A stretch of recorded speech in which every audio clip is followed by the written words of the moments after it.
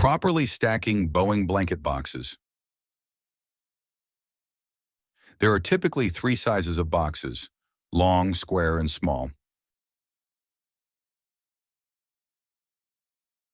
First, stack 4 long boxes as shown, heaviest on bottom.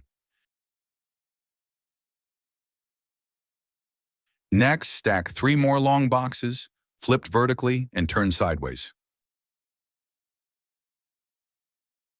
You have two options when filling the top void. Either stack 2 square boxes or 2 long boxes on their sides with 2 small boxes in between. Repeat this process as needed.